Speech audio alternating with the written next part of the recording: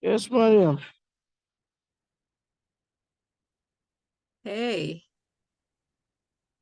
Yes, how are you? I'm okay. How are you? Good. And you're ready for this thing? I am ready. Very ready. Um, Yeah, I'm you just still waiting. remember Yeah, how to promote your what do you call out your panelists? yeah, I do. I Not do. follow. Oh, okay, fine. So I'm gonna give you the. You already have the rights now. Okay. So when they come through, you should be able to pick them up. Otherwise, All how right. is it going? It's going on well. How about you Mm. that side? We are pushing on. Mm, that's So promising. I can see in 20 you're starting. Pardon? Okay, Mariam, enjoy your day. I'm All right. saying, Thank you. enjoy your day. Thank you, Warren. Okay.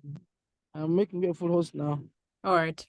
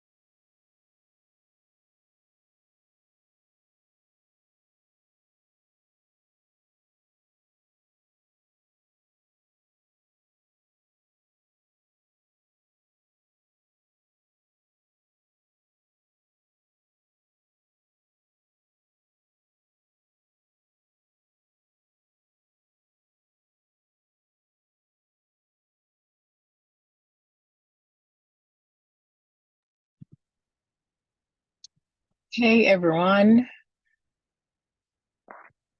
welcome to those who are already in the meeting. I hope those who are in can hear me.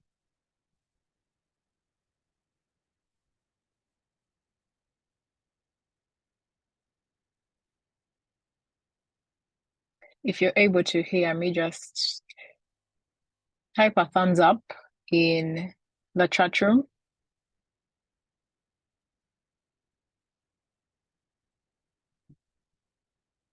Great. Great. So I can see that attendees are slowly coming in. So we are going to just give them a couple of minutes as they join in, because not everyone thinks that the link is live before the appropriate timeline.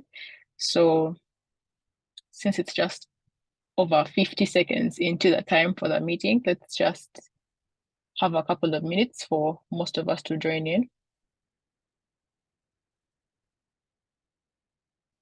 And as we are waiting for them to join in, I ask all of you to reach out to friends, reach out to acquaintances, and anybody who you know would benefit from this webinar.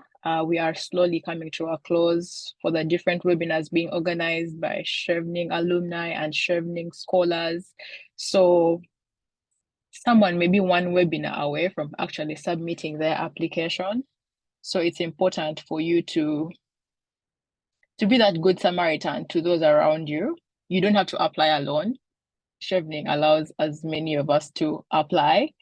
So make sure to tell a friend to consider applying for the Chevening scholarship. So we are 2 minutes in. We are only going to give about 30 seconds, and then we are going to actually officially kickstart the webinar. So ground rules, as we have those 30 seconds, we have a chat room, we have a Q&A section, and all those various features are live. You are able to submit your questions, any comments you may have within the chat room. A form was already sent out to the different groups and platforms where several pertinent questions were submitted by different people. We have over 30 pertinent questions, and we are going to try to get through them. And you may find that your question will be answered within those 30 questions, but feel free to keep on submitting your questions in the chat room. We have over 2 Chevening volunteers who are going to be responding to you, but also your colleagues in here are allies, are friends, and may also have information. Some people are applying for the second, third, fourth time, so they may as well be experts in whatever it is that may be bothering you. So feel free to use that platform. Anyway, I think we are 3 minutes in, so I would like to officially open this webinar and cordially welcome you. I would like to extend my various greetings to wherever you are in the world. Hope you are all doing well. And by virtue of being in this webinar today, it means that we all have one thing in common. It means that we are all leaders in our own right, and we all have an interest in advancing our academic careers so as to also contribute to our communities. I know that this is a webinar that's not only attended by Ugandans, but people from different parts of the world.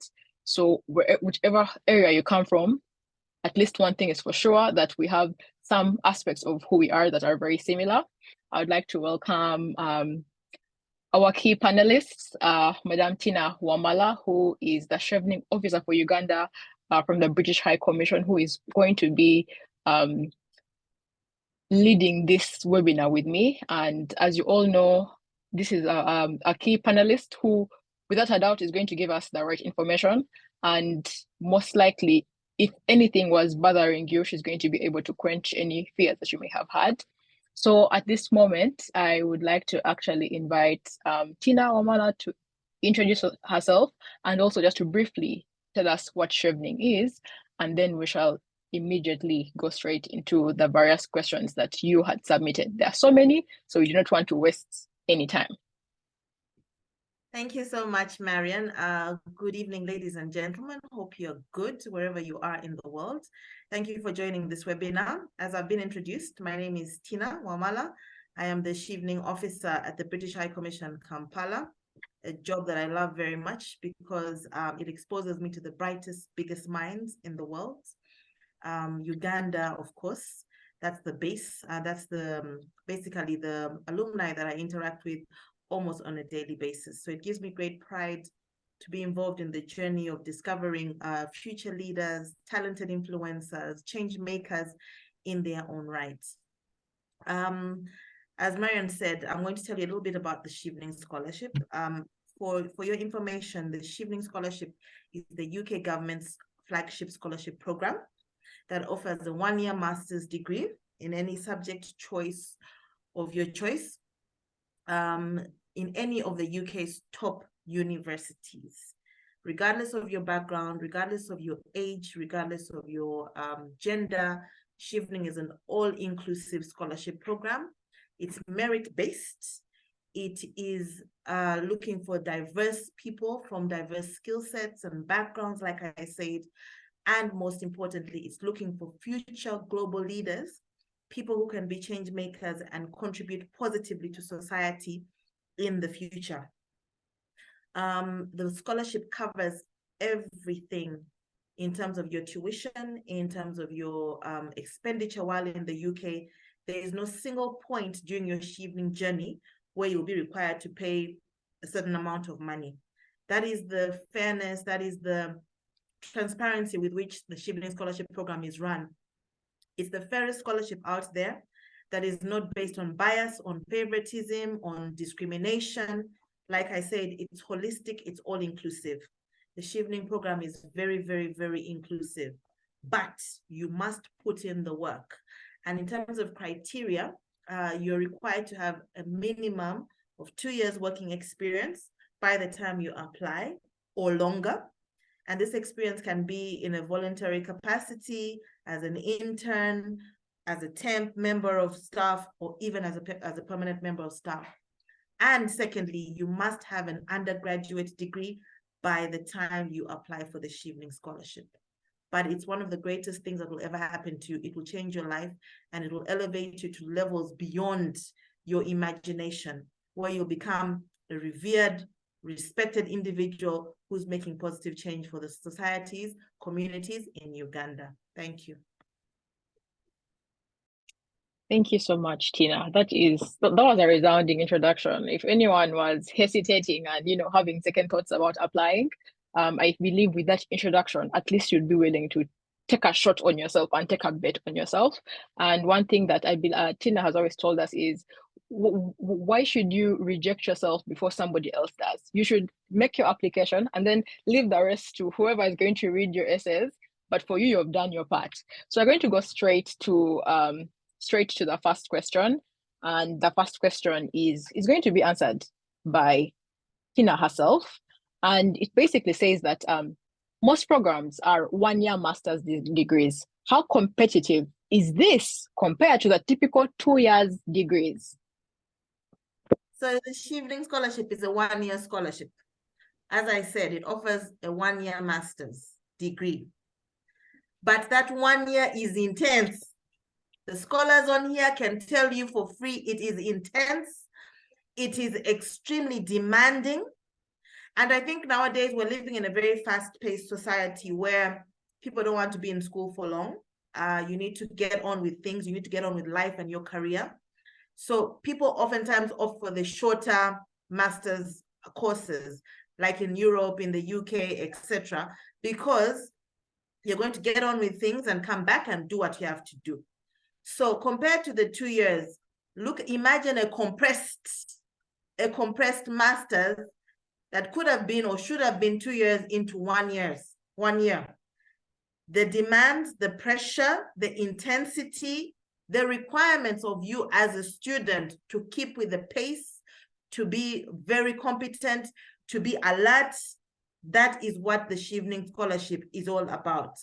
But most importantly, a bigger caveat to what I've just said is you are getting world-class education, ladies and gentlemen, world-class education in the UK's top universities, listening, interacting, learning from the best lecturers in the world, interacting with like-minded people in your sector, learning from them, forging partnerships, forging relationships that will help you come back and be better in your field in Uganda because of the interactions and networks you have created while in the UK.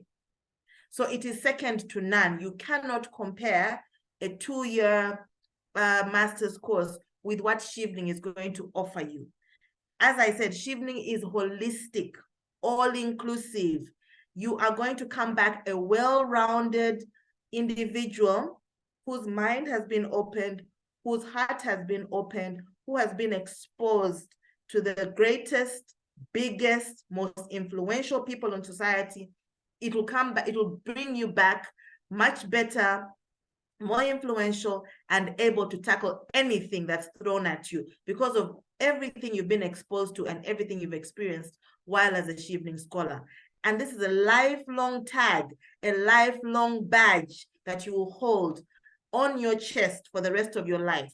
When somebody hears you're a Chevening alumni, a Chevening scholar, you're given so much respect, so much immense respect that any employer, any sector would want to be associated with you because they know you're the creme de la creme of society. Thank you. That is very true.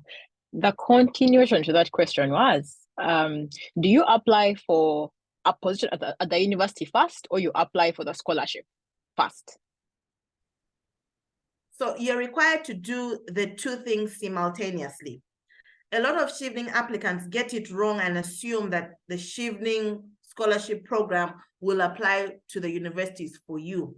It's an individual-based scholarship program where a lot of the research, a lot of the process, it requires individualism. It requires you to take a lot of time to research, to understand, as I said, to give it time to put in your best foot forward. So during your application process for the Chevening Scholarship Program, you are required to apply both to the universities and at the same time to the scholarship program. Now on the Chevening website, which we'll put on the chat room shortly, there are over 10,000 courses on offer. Each of those courses have universities attached to them, and the onus is on you as an individual to identify at least minimum three of those courses from over the 10,000 on offer, and ensure that you apply to those universities independently while at the same time applying to the Chevening Scholarship. You can't skip that process because somewhere on the application form, you'll be asked which universities have you applied to and why, and the courses. And under the study in the UK question, you need to give that section a lot of explanation to explain what informed your decision to apply to those universities for those courses, what do you hope to learn, who do you hope to interact with, etc., etc. And I know Mariam will go into that a little bit later. So it's very important that you can't apply for the Chevening Scholarship in isolation and then forget about the universities. You have to do the two in tandem and make sure that you complete the form as necessary. Thank you very much.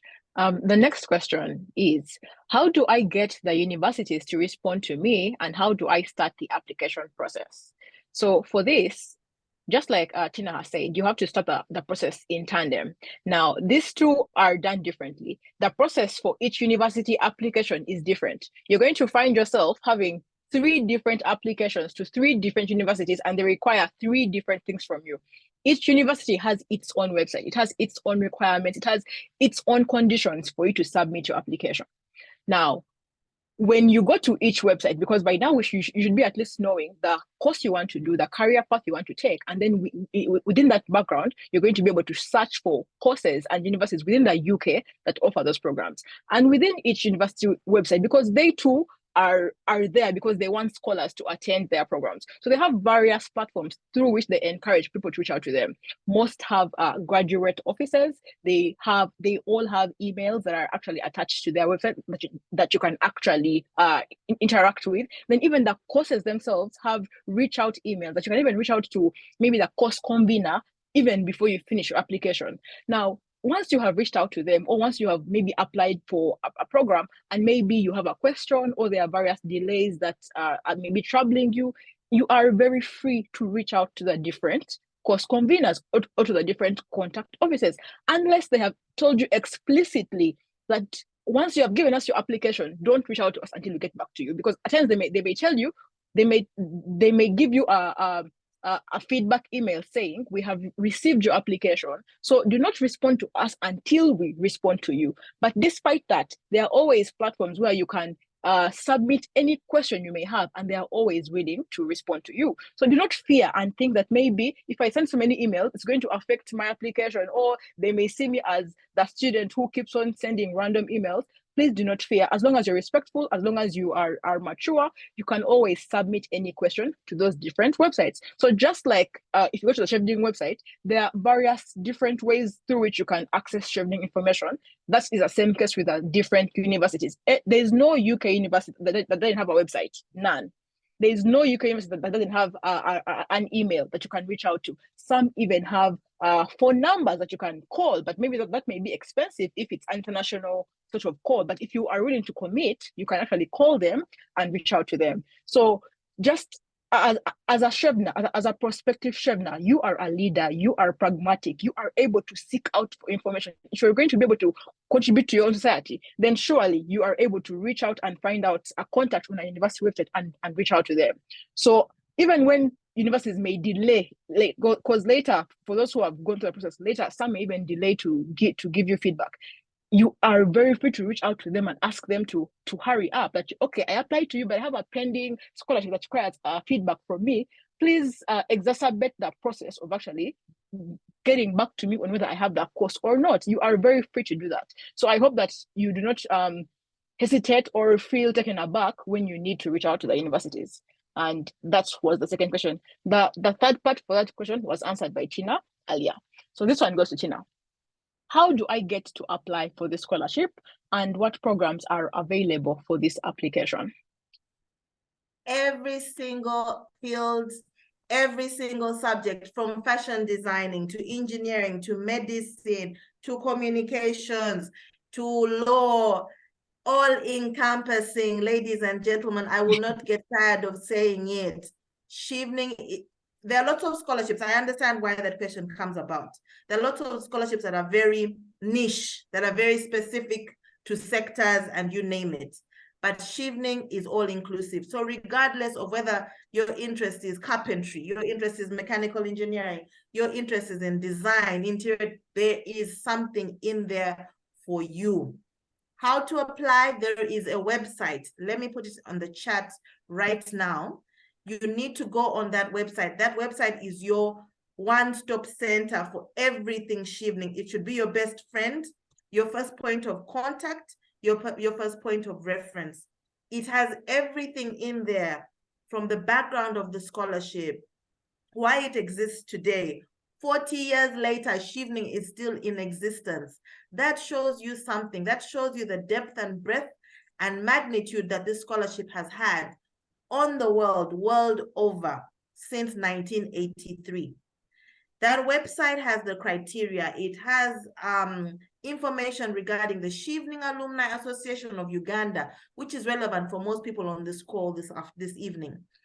It has the application form. It's an online application form, ladies and gentlemen. You must ensure that you have first off identified, done introspection.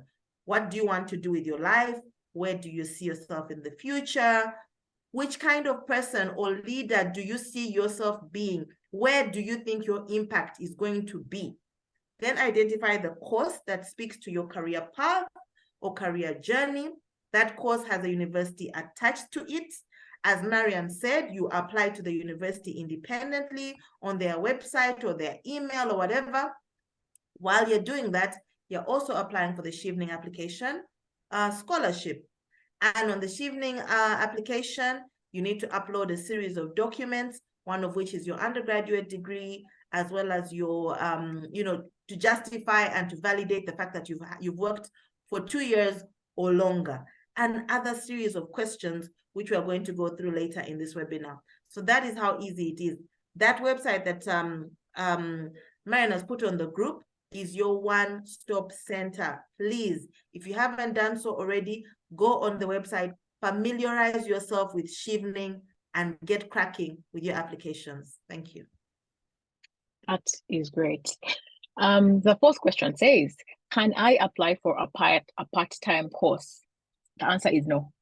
Simple. Chevening, like Tina said earlier, one, it has compressed the lengthy 2-year master's program to 1 year. It wants to give you one intense year in the UK for you to do your master's program and then do other things. They don't expect you to spend a lot of time in this academic career because they know you're here to get knowledge and then actually apply it. And Chevening actually is even more interested in the after of your course. What are you going to do after? So they really want you to spend as little time as possible in the academic part of it. They want you to get in there, get the contacts, get the knowledge, and then actually what are you doing after? Which is why, like Tina has said, there's even more things about the alumni association because it's about the after. What are you going to do after? So there is no position for you to have a part-time course. Maybe other scholarships do that, but for Chevening specifically, it's only a 1-year master's full-time scholarship. They don't even offer a PhD programs. It's masters only, and it's only for 1 year. I hope that is very clear. There's no other answer to that. Even if you're friends with the ambassador, even if you're friends with Rishi Sunak, no. Number 5 says, I already have a master's degree. Will that affect my chances for the Chevening scholarship? Tina. No, it will not. As long as that master's was not received as a scholarship with the UK government, you will be accepted into the Chevening program. We have had instances in the past where scholars have had masters before from other countries, Uganda inclusive, and they've still gotten the Chevening scholarship. As long as it was not under a scholarship program with the UK government in the UK, you are eligible to apply for Chevening. That is great. Someone is saying, I applied to my 3 preferred universities, but I have not received any response. If I request it, will Chevening speak to the universities on my behalf? Tina has even laughed. The answer is no. The answer is no. Now, the thing with Chevening, I feel like Chevening already has the normal ways through which they are evaluating whether or not you deserve to get the scholarship. Now, these are the indirect ways that they're also judging if you are eligible for the scholarship, because surely you should be able to apply for the scholarship yourself, because even when you come to the UK, Chevening is not going to, while they are going to support you and come to your aid if there is need, they expect you to be able to pay for yourself. They're going to give you the funding, but can you get your own accommodation? Can you survive in the UK? Can you transport yourself where you need to be? Can you go and get your visa? So these are the indirect ways that Chevening is getting the ones who meritocratically deserve to get the scholarship, because you should be able to reach out to your different universities. If they are delaying, if you are a leader, if you are ambitious, if you are pragmatic, surely you can reach out to the university and say, guys, what's taking you so long? So by the time Chevening gives you enough time. By the time Chevening says it's time for you to give us the university offers, they have given you ample time to deal with any issues you may have faced, to reach out to all the universities. Even by the time you get to the interview, if there was a glitch, they even give you time to present any issue you may have at the interview stage. So ideally, Chevening is in no way going to interfere with your journey as a leader and advocating for yourself. They want to see you.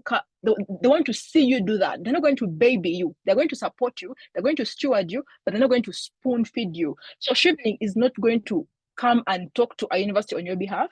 They aren't going to come and give them special words for you. In fact, they really don't know you at this point. Maybe the alumni, they know the alumni, but for you, they don't know you. So now they want to know you, and they want to see how far can you go? How much do you want this scholarship? How much do you want to do this 1-year master's program? And these are the indirect ways that they are verifying that.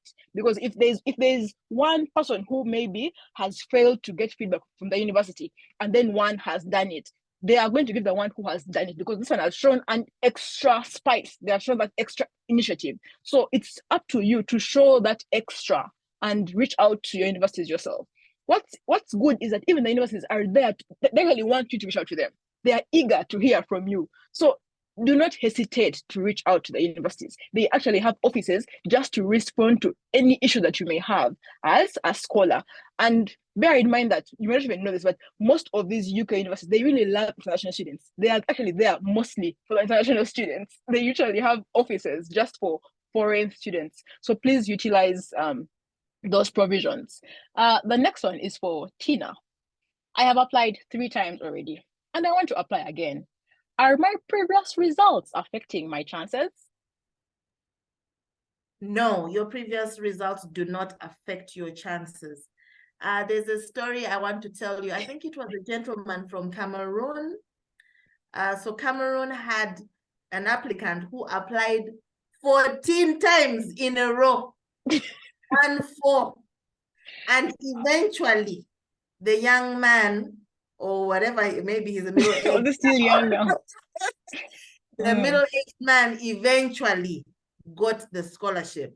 What am I trying to say from this story? Yes, I know it's disheartening, it's demotivating when you don't get something the first time around, even the second or third time. It's very disheartening, I know. But what's important here is to keep going.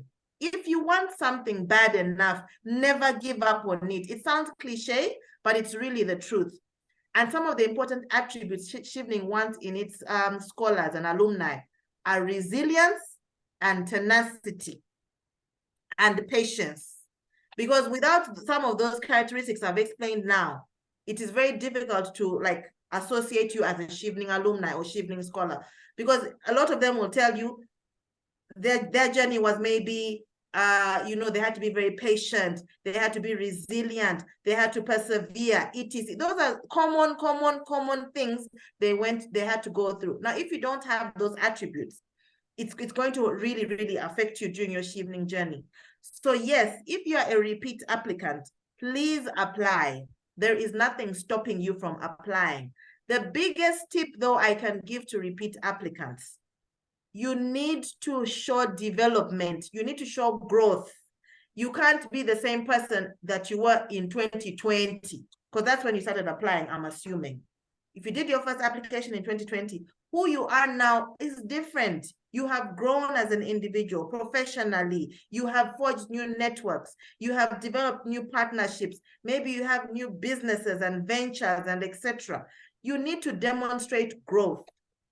But also, most importantly, if you are to do a proper analysis and evaluation, you will see, and oftentimes repeat applicants tell me this, their first application was really weak compared to how they've been going over time.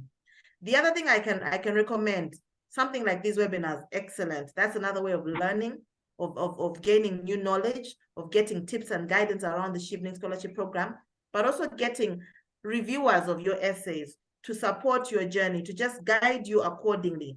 Because oftentimes we're so boxed in, we think our way is the only way, we think that, the way we've positioned and packaged things is the right way. But oftentimes someone can show you a different way. Not spoon feed you like Mariam said, but just guide you, just direct you accordingly. So please, if you're a repeat applicant, do apply again. There are testimonies in Uganda, in the world, of people who've applied 3 times and eventually got it, 4 times and eventually got it, 7 times and eventually got it. If Chevening is really what you want, you will get it. But the buck starts with you. It starts with you. You need to put in 99% of the effort. The rest of the 1% is these webinars, is tutors, is mentors, etc. But 99% of the buck falls on you. Thank you so much, Tina. Nothing to add to that, honestly. The 8th question says, I have an interest in applying for the scholarship, but I am graduating in February, so that is when I will get all my papers. So when should I start my general application? Now, this question is complicated in the sense that in the Chevening website, it tells you that you must only apply once you have all the various papers. Now, I believe that this requirement comes in because they know that universities explicitly tell you that we want people who have actually finished and graduated, and they require you to submit your transcript. Now, when you apply for the Chevening scholarship, when you haven't finished, it's a complicated matter, and you must be extremely careful. You must plan really early, and you must actually gauge and see whether you will be eligible. Because within the Chevening portal, there is no restriction that is going to inhibit you from submitting your application. But however, there may be future inhibitants to you finishing your application if you haven't finished your program. I am a testimony in that I put in my Chevening application while I was finishing my undergraduate program. But when I did the calculations, by the time Chevening was to give me the scholarship, I will have already finished my program and I will have most likely already had university offers. Now, because I put my application before finishing my studies, I knew that I was working under time, and I knew that there were other people who may have an edge over me. So I aggressively sought out to get university offers even earlier than other scholars, because I knew that to justify Chevening giving me a scholarship, even when I haven't graduated, there must be really strong reasons. Now, if I was to come for the interview having over 2 offers, when maybe other scholars who may have already finished don't have any offer, it would signify that if a university in the UK, and you all know, honestly, I think the top 10 global universities, over 6 are from the UK in the whole world. If a top 5 university in the world can give this individual an offer to study, it won't be Chevening who is going to come in between that, because Chevening is willing to support you as long as, because they also trust the checks and balances of the UK universities. So they're also banking on the university themselves to be able to pick the best scholar who would come and study in the UK.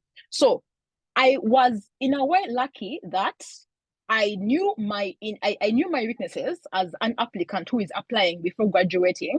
So I made sure to apply early, and I spoke to the universities and told them my situation. And most universities actually allow you to submit your application as long as by the time you are going to come for the program, you will have already finished. And when they ask you to submit your partial transcript, and now with your present results, they can predict whether or not you are set to get the cutoff points that they want. So when I applied using my partial transcript, they could be able to predict that this scholar with only 1 semester left, it's highly unlikely that they are going to maybe get a lower CGPA than they presently have, and we are willing to give them a chance. So that is what helped me. But on the Chevening website, it says that you must have finished.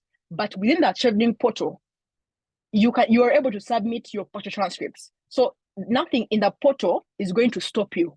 But unless you plan carefully, you are going to be stopped by the natural checks and balances if you do not plan accordingly. I hope that answers your question. I don't know if Tina may want to add something, but that was my experience applying without finishing. But I had prepared for all those various emergencies. Yeah, so depending on how far along you get in your Chevening application journey, at some point, they will ask you to upload those documents, even if you may not have all of them in the initial stages. Yes. Let me use the passport as an example. A lot of people are saying, oh, I'm still applying for my passport, or my passport has expired. So you can use like your old passport, for example, as a reference for now, as you wait for a new one. Then now let's assume you've been invited for interview in February or January of next year. They will ask you again, please submit your most recent passport, and you can still upload it. And similar to what Mariam has just said, so even if your transcript or certificate is not yet in hand, you can still upload it at that point, because technically you are still in the Chevening window of possibly getting the scholarship program, as long as you have met all the requirements. By the time you're sitting for the interview or shortly after, you should be in a safe space. Thank you very much for that. The next one goes to Tina. How will I acquire a visa? Somebody's curious. So if you're a Chevening scholar, you'll apply normally like any normal person would, but under a student visa. Good enough, in Uganda, we have a visa application center called TLS in Kamocha, where you basically apply online, again, through the gov.uk website. Again, a very individualistic process. You do it yourself. You get what we call a final award letter. That is on an assumption that you have been successful at the interview.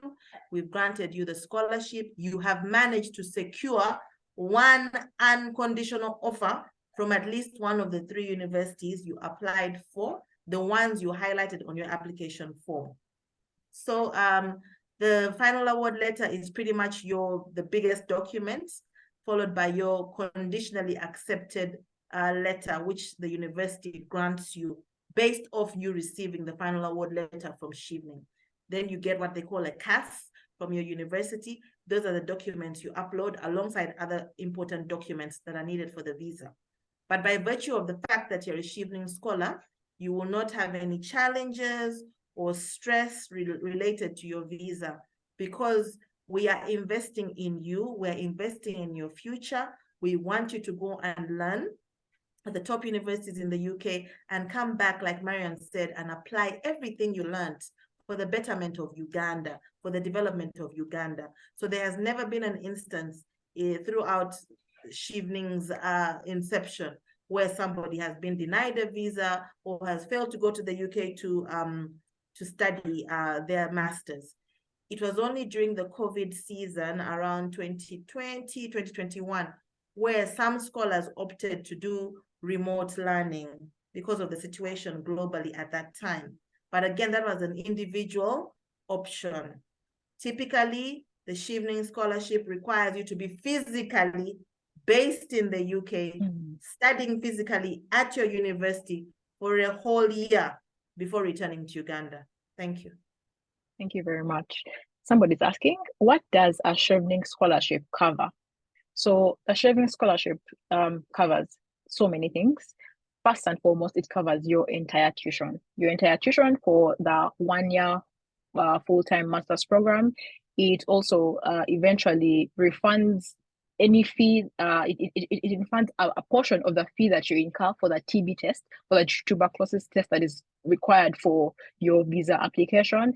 It covers a flight from Uganda or from your host country to the UK, and it also gives you an arrival allowance for you to settle in, because by the time you come into the country, you may not have received your first stipend. So it gives you an arrival allowance, and it gives you a monthly stipend. This stipend depends on where you are living in the UK, because different parts of the UK have different costs of living. So this is calculated based on the living expenses within that place, and you can live comfortably for the duration of the program. You're able to survive comfortably without necessarily worrying about your expenses.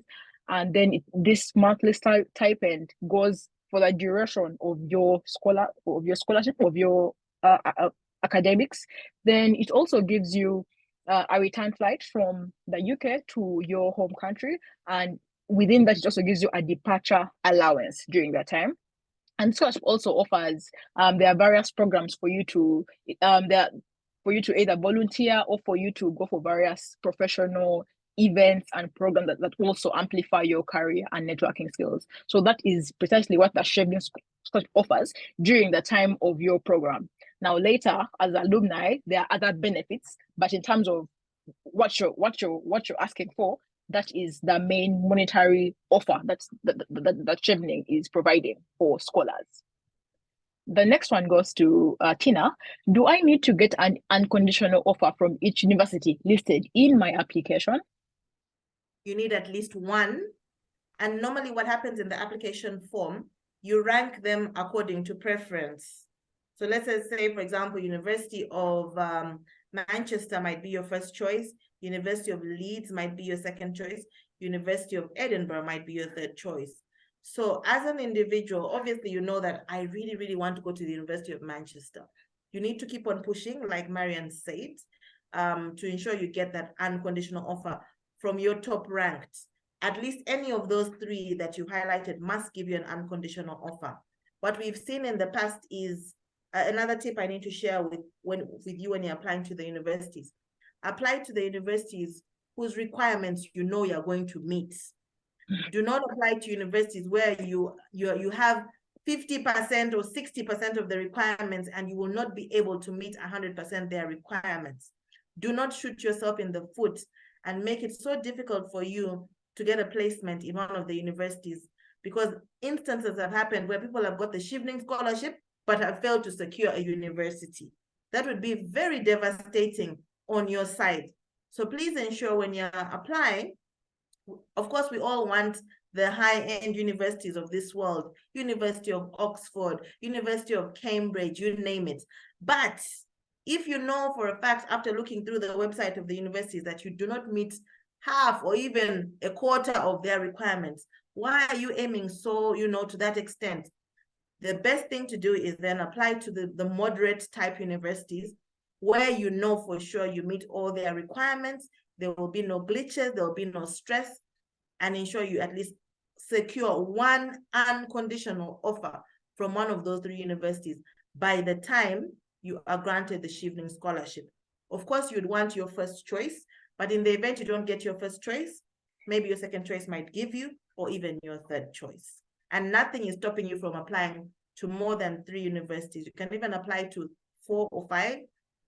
At interview, you can come and say, actually, I've changed my mind. I think instead of Leeds, I want to replace Leeds with Warwick University, for example. So that is also still a possibility. But please ensure that you apply to universities whose requirements you can meet. That is very important. Thank you.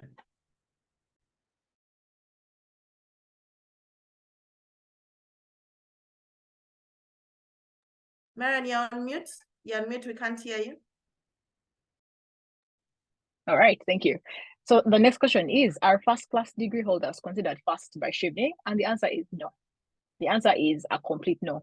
To be honest, I could simplify Chevening as, I feel like for Chevening, the excuse, and I hope you won't attack me, the excuse is for you to come for the master's scholarship, for the master's program. But they actually just want leaders.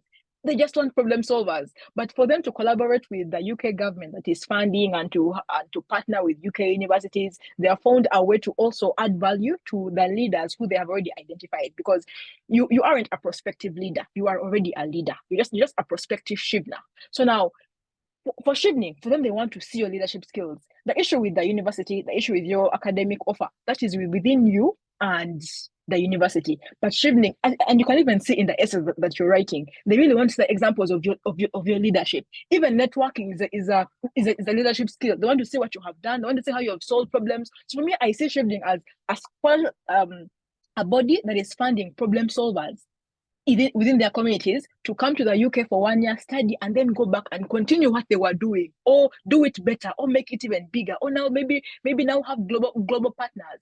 So Chevening isn't looking for first class students. If you have it, maybe it's an edge. Now, if you have a first class and you aren't a leader, Chevening won't give it to you. Let me assure you. If you have a first class, you have straight A's, but you aren't showing leadership skills, Chevening won't give it to you. But if you have, let's say, a second class, and you're also a leader, they'll say, okay, maybe you are balancing leadership and also academics. So here, maybe you didn't get a first class, but I can see you are really shining in this area. So for those who have both a first class and they're also leaders, maybe they will have an edge. But if you're to pick the two, you rather be okay in your academics, but you're really shining as a leader. So I would like to tell you that if you're holding back on applying, because now there are other scholars that when they say we want first class, you don't have first class, take away what you are doing, your extracurricular activities, your sports, your projects, we don't want you.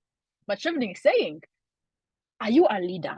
Are you able to solve problems? Do you have ambitions? Do you want to go back to your community and make a difference? Now, do you want to do that alongside having a master's program, alongside having something that gives you an edge over others? We want to support you to make an even bigger difference. From the little that you have been doing, we want to help you amplify that.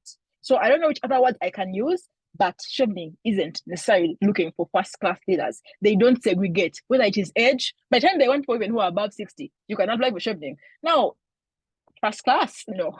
So Chevening is really, really very open, and they are so inclusive, very prestigious, very supportive. I don't know what else you'd want in a scholarship, honestly, that is that inclusive.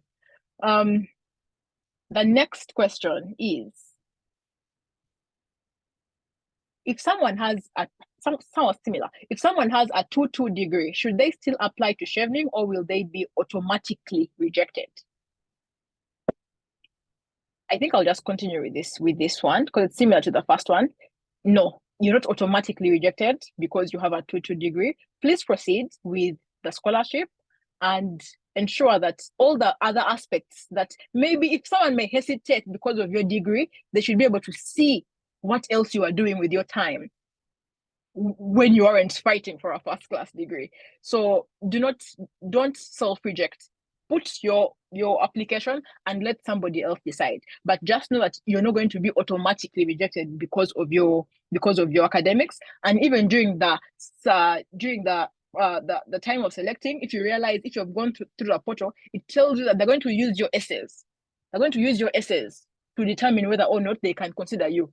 Now, for the portal, all the various areas that you put are just to automatically remove those who do not already who aren't already eligible. But at the time of reviewing for Chevening side, they're not going to look for your transcript. They're just going to read your essays, and basing on that, see if they would like to meet you physically, and then maybe gauge and ask you more questions to really confirm if the essays that we read last time, is it the real person? Are they what they had shown us in the essays?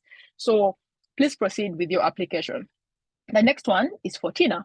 Should my work experience relate to the course I want to study?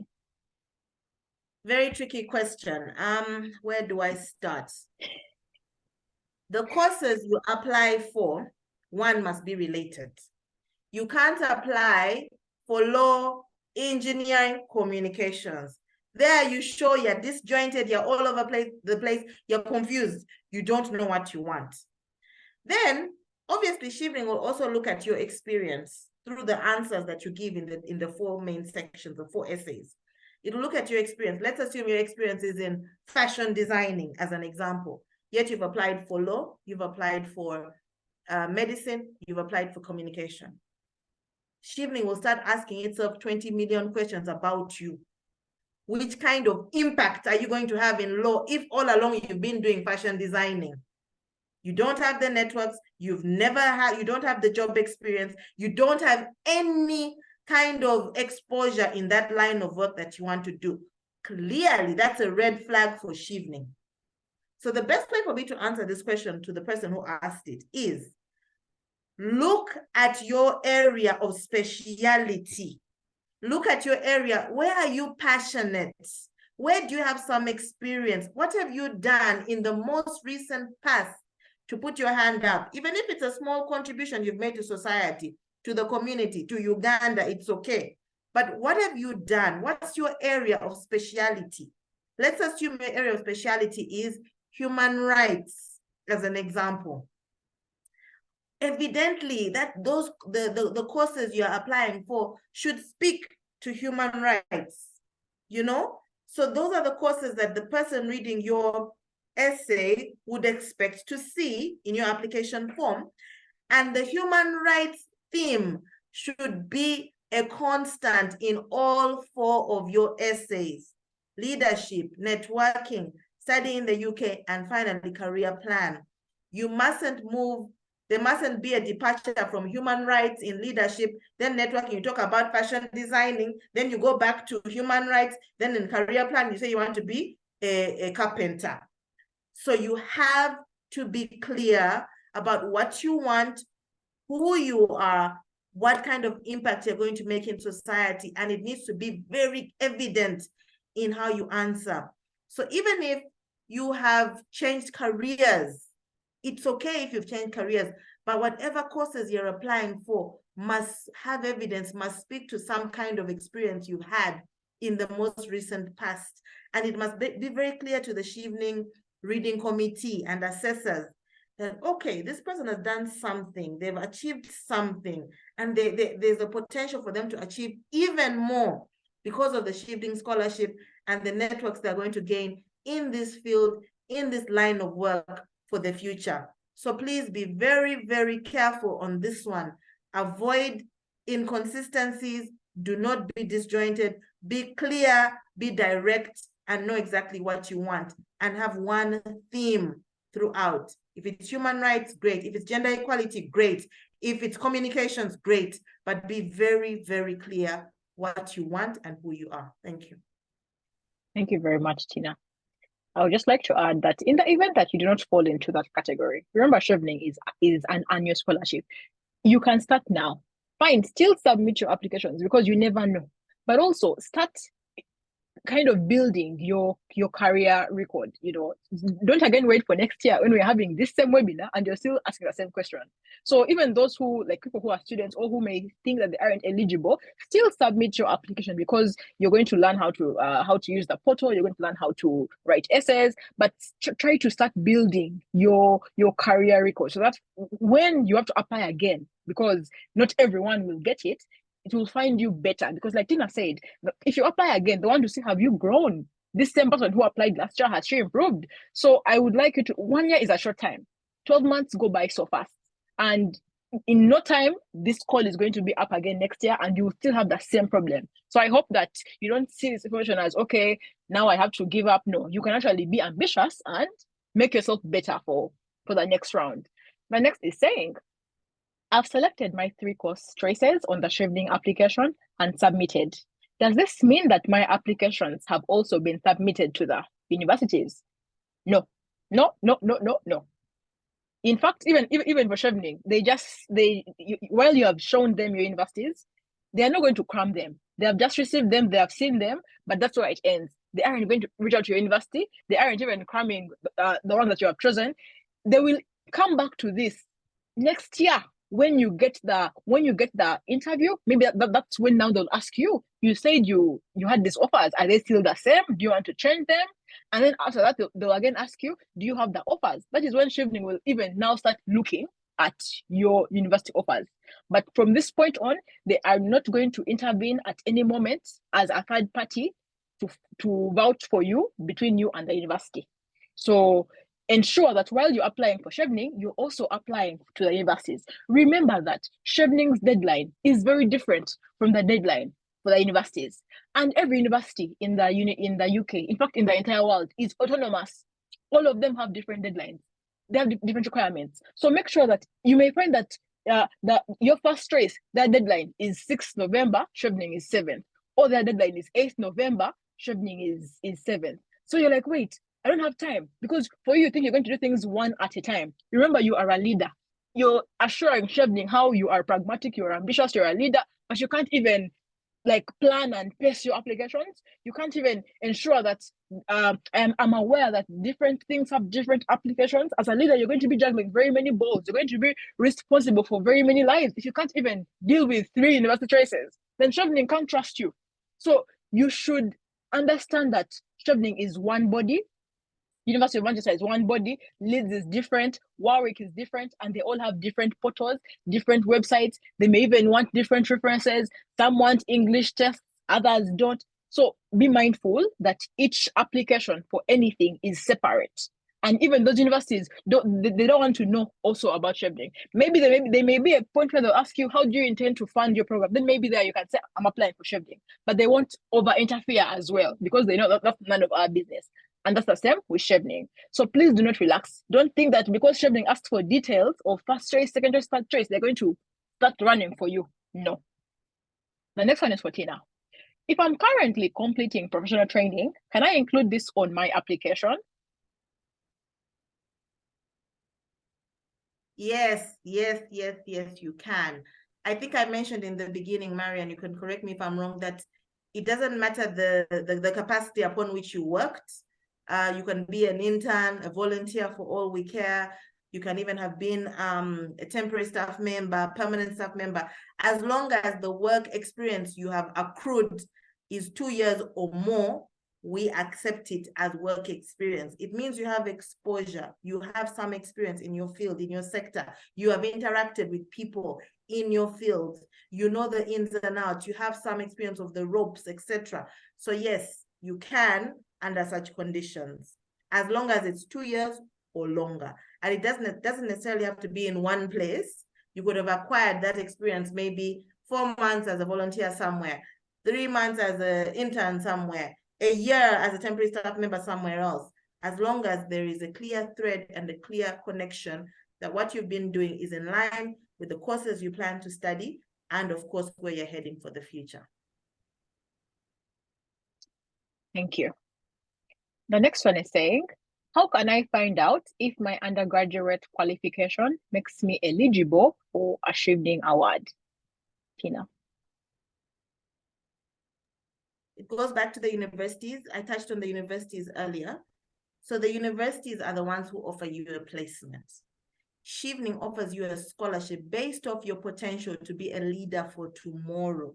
Mariam said this previously, whereby your leadership capabilities, your leadership potential is the biggest thing Chevening is looking out for.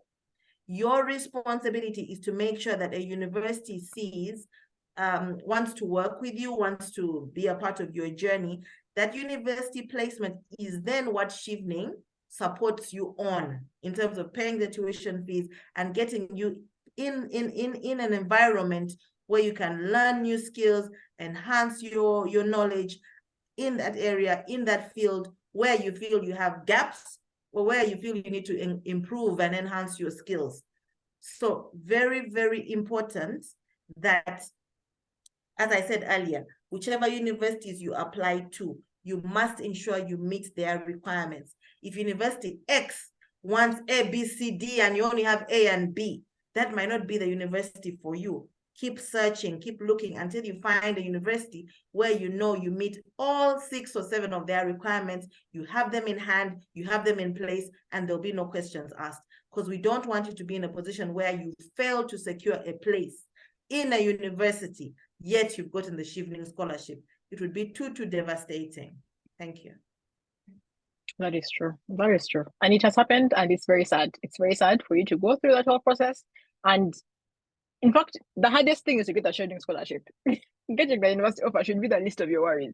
Now, you can imagine doing the hardest part, and then you fail at this. Because by virtue of you getting the Chevening scholarship, it means that you're able to actually submit a very persuasive application to the university. But maybe you just, I don't know, whatever reason, it didn't happen. But like Tina said, while they are saying that apply to 3, you're free to apply to 10. If you trust yourself, you can apply to as many as you want. And by the way, not every university even has application fees. Some actually just accept applications. So, and most of the time, most of the things they want are similar. And remember, you're applying to similar programs in different universities, meaning the essays you wrote for University A are quite similar to the ones you're going to submit for University B, C, and D, because you're going to do fashion design, law, medicine. It's going to be in one field. So the same application can just be edited briefly and sent to as many as you can. Then even many of them actually at times can even waive application fees, especially for scholars from the sub-Saharan Africa. So try and do research. You know, some actually tell, like now, my university wanted an English test. It's very clear on the website. We do not offer anyone a place without an English test. Me, with my big head, I emailed them. I said, you guys, I have been doing I've been, speaking English, undergraduate, high school, English. I know English, please. And I went to my AR, I got a letter that confirmed that indeed she did her undergraduate in English. She knows English, trust her. And then they waived the English test for me. But I'm sure there were other Africans who maybe said English test. Let me go and do that. And if you're that type, that's okay. But also you can be strategic. Try and see how you can, get what you want and negotiate. As a leader, you can negotiate, because even the universities, they also want you, by the way. You're going to pay tuition. Who didn't want you? And for us who are foreign scholars, we pay more money. So trust me, if you have everything on hand, you're able to negotiate for a better deal within their policy, and they'll consider you. I hope that helps. Someone is saying, can I change the university and course options after I've submitted my application? Can I change the university and course options after I've submitted my application? The answer is yes. The answer is yes, you can. At the interview stage of Chevening, they'll ask you, are you okay with your university offers, or is there anything you want to tell us? And if they don't ask you, they will. If they don't, you have to ask them. By the way, I have something to tell you, but they'll ask you. They'll ask you if you're okay with your offers, and that's the point where you'll be able to say, no, maybe my third choice is now my first choice, or my first choice is now my second choice, or I have other offers, and these are my reasons why. And at that point, you're free to present another university, though it has to still be within the UK, because you may find that at that point, maybe things have changed. Maybe the course module that you had wanted in University X has been removed, and now you want this other university. So you are free to change. Still, submit to Chevening what you know now. Do not fail to submit because you're not sure. Submit with the 3 that you're sure of, and then later, next year, you will harmonize whatever changes that you may have. I hope that answers. Then this one is to Tina. I am once again in the application process of the Chevening Scholarship. I have a quick question for you. What happens when I am admitted to a university with tuition beyond the £22,000, which is the limit for Chevening? For example, a university with tuition of £25,000. Do I have to pay the extra 3,000? Thank you. So as I think Mariam answered the first question around what does Chevening cover? So Chevening covers your entire tuition fees. The only small disclaimer to that is if you are planning to do an MBA, for example, most MBAs are quite expensive. Some MBAs are £25,000, like you've said, some are 26, 25, whatever the case might be. Chevening will give you up to £22,000 for your MBA, maximum £22,000. So if your MBA is 25, for example, you will need to either cover the balance yourself or get a sponsor to help you cover the £3,000. But ideally, what Chevening will give you is £22,000, but they've already covered 85% or even 90% of that cost. If you really, really have that conviction, you want the MBA, I'm sure you can't fail to find that £3,000. But that's the maximum Chevening will give you for an MBA. For other courses, other fields, regardless of how much it is, Chevening will cover the entire tuition fees. Thank you. Thank you very much. The next question says, I have not yet been accepted onto any of the university courses I applied for.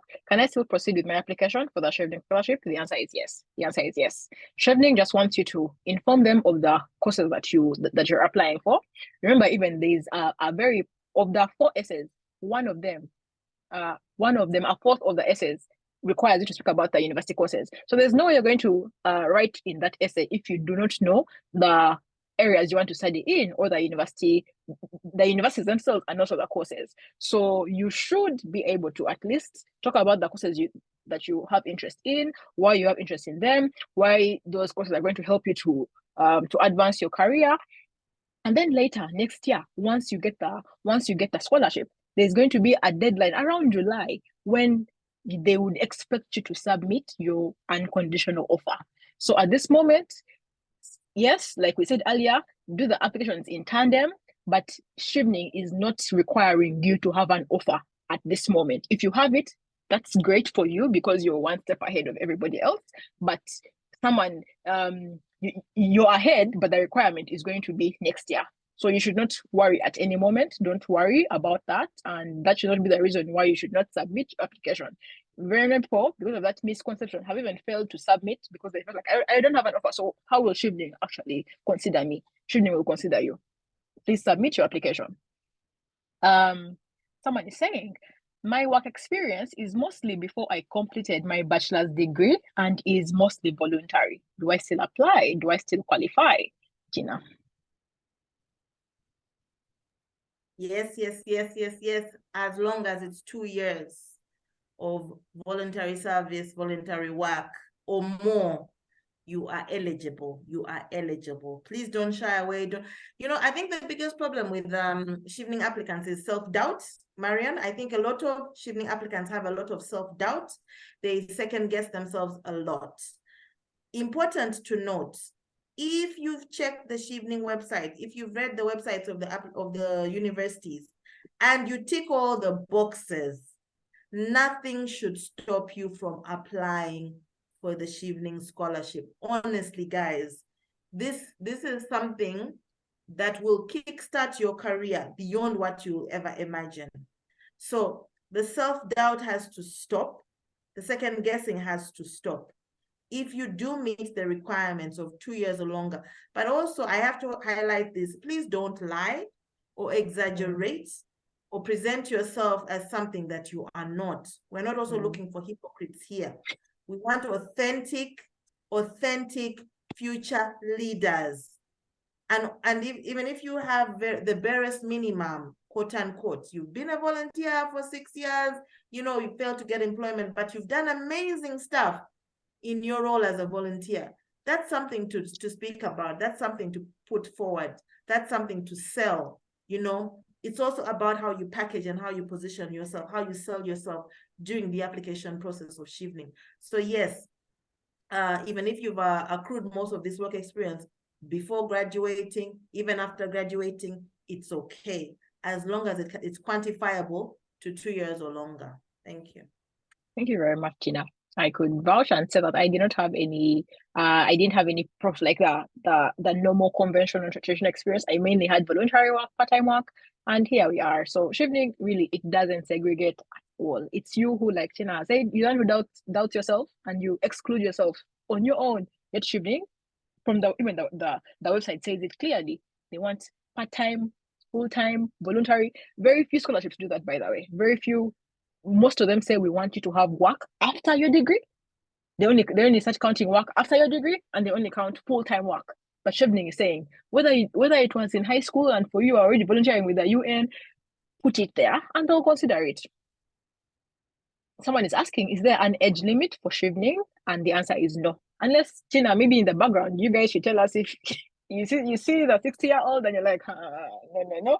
But on the website, they tell us no age limit. Whether you're 18, whether you're 60, and you have a plan, you have something you want to achieve, you're a leader, Chevening is going to fund you. Chevening will fund you. This one is for Tina. How do they truly select Chevening scholars?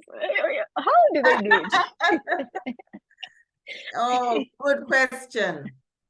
Leadership potential is the biggest attribute we are looking for. And just that leadership attribute doesn't mean you're a leader now or that you're shining, you're all over the papers in Uganda, you're on TV every day. No, we see the potential. We see the potential in you to be that person one day. It doesn't have, we don't expect you to be front page news every day, no. Because we know you are growing into the role, you're growing in your stride, you're growing in your career. That's why we are looking for potential future global leaders. It is very clear. That's the first thing. And if you see that in yourself, if you truly believe you are one of the next big things in this country, next big change makers, definitely Chevening is for you. But you also need to have shown that you've done some stuff around that area to apply. Secondly, to answer your question directly, you are judged on paper initially in the Chevening application journey. When you submit your application on assumption that you have met all the criteria, we are beautifully happy with you, you are eligible. Your application is taken to a reading committee, independent, neutral reading committee. I don't know their names. I don't know their addresses. I don't know where they live. I don't have their email addresses, nor do they have mine. So there is no way we can influence each other. It's a virtual realm, virtual world. You're like, okay, to each his own, we pray for the best.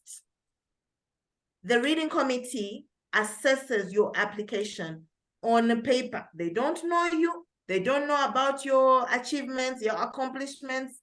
They are judging you purely on what you've written, on the conviction with which you've written, on your persuasiveness, on the depth and breadth and how your answering power in the 4 main sections.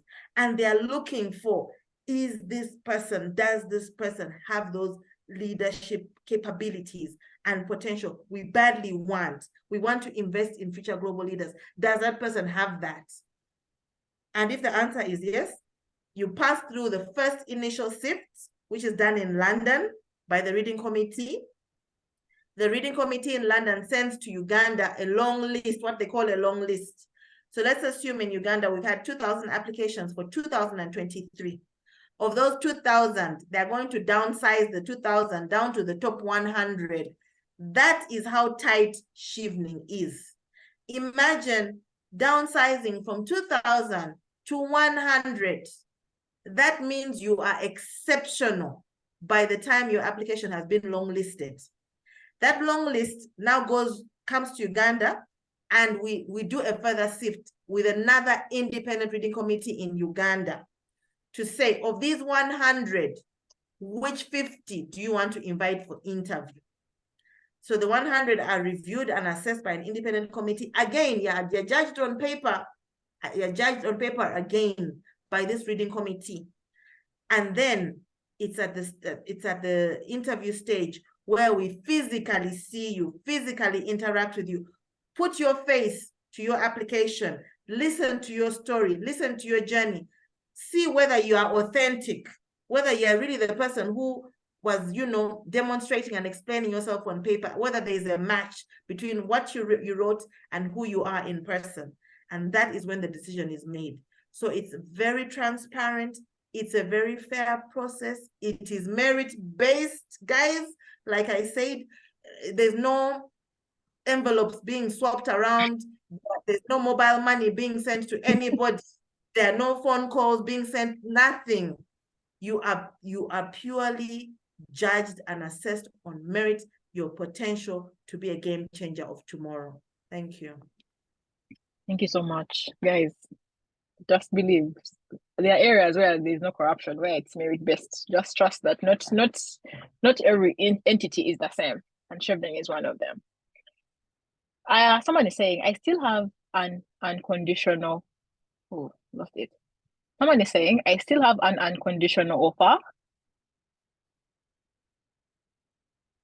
And unfortunately, I wasn't awarded a scholarship. Can I still use that offer in my application this year? And the answer is yes.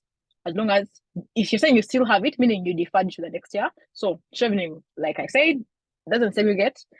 It will give you the scholarship. And when it asks for the offer and it's still valid, it will take it very well. So you can still use the same offer as long as everything is okay with it. Next one is, I can't find my preferred course in the list of options on the online application form. What should I do? Can I apply anyway for any course? Tina. I highly doubt that that's true. That's a true reflection. I don't think that person has gone through the 10,000 courses, Mariam. I could be wrong. But I said it in the beginning, there is no course under the sun that you can fail to get under the Chevening Scholarship. There is none, guys, there is none. There are so many courses on offer, so many partner universities attached to those courses. You cannot fail to not find a course that speaks to you. It is impossible. But also importantly, you need to ensure that the courses you applied for are pegged to the Chevening Scholarship Program. There is a reason as to why they're listed on the Chevening website. If you go outside of that, that will now be a totally different arrangement, which Chevening may not be able to support you on, because it might not be, I don't know what word I can even use, but it's very important to stick to the ones within the Chevening Scholarship Program, so that if you are granted the scholarship, it is in line and ties into the courses that Chevening is sponsoring. Thank you. Yes.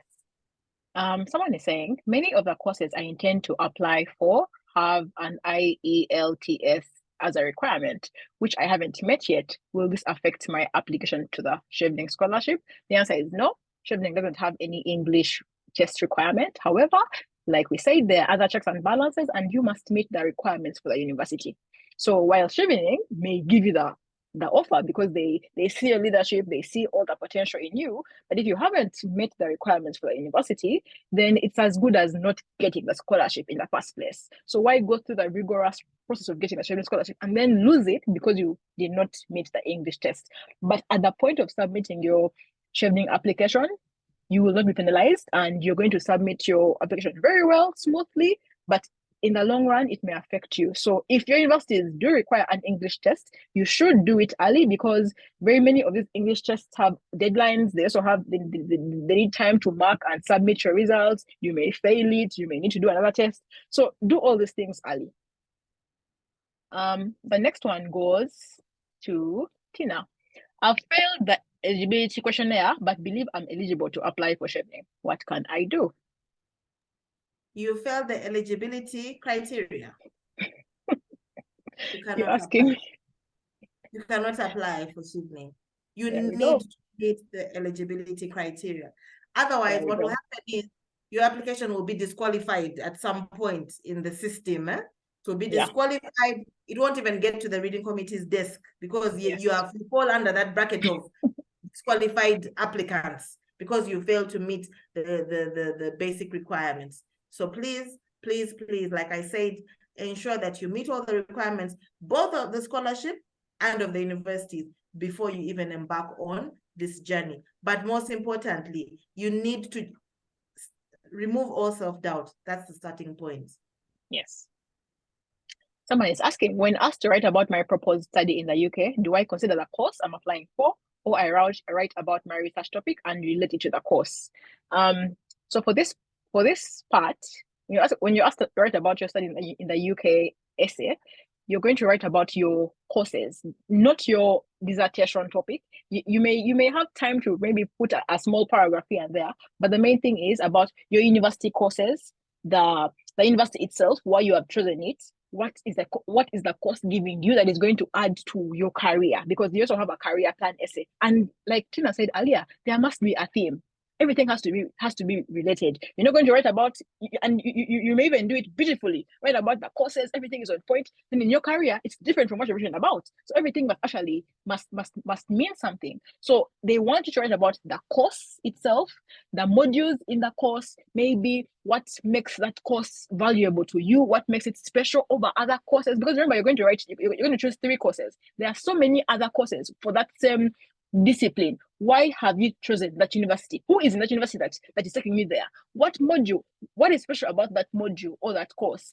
And why the UK? Now, the study in the UK isn't just about the course and the university. It's also about the UK. You also have to throw in something about why the UK, not just why the course. So it's not about your research topic or your research dissertation. That is between you and your university later in life. But Chevening just wants to hear and see whether or not you have done your research and you know what you're getting into. You know what the university requires of you. You know what you have clear expectations of what the course is going to give you to ensure that you're able to actually achieve your career plan. So Chevening wants to see that sort of critical thinking and evaluation of your 3 university courses. So it's not really about your university research topic. The next one is saying, this may have been answered. It's saying, I don't seem to find my desired course among the list of courses on offer. Does Chevening limit scholarships for some other courses? This has been answered. And Tina said all courses are actually on the Chevening website. And yes, it does limit, like we said earlier, for the MBA courses. If it's a funding issue, there's a cap for some courses. So you need to do even more research on that. The next is saying, can someone here kindly elaborate what unconditional UK offer means? Does it mean admission in a university? If so, do I need to do a separate application direct to the university on its portal? Tina, someone is really bothered. Someone is struggling here. Unconditional means you meet all the requirements of the university. Every single one of their requirements. Whether that's they've asked you for X document, you have it. Whether they've asked for X number of points, you have them. Whether that's X number of what, you have them. It means you have unconditionally met all their requirements. There's no condition to you coming to join their university as a scholar or as a student. Nothing whatsoever. It means you have met all their requirements and they are ready to welcome you with open arms. That's what an unconditional offer means. Chevening doesn't want to have a headache of someone who's gotten a conditional offer, but then the university is holding on to whether to let you in or not because you failed to meet one requirement. So that headache needs to be removed. That's why Chevening says, for them to really grant you the scholarship as one of the last conditions after attaining the scholarship is for you to have one unconditional offer from one of the 3 universities you applied to. Yes.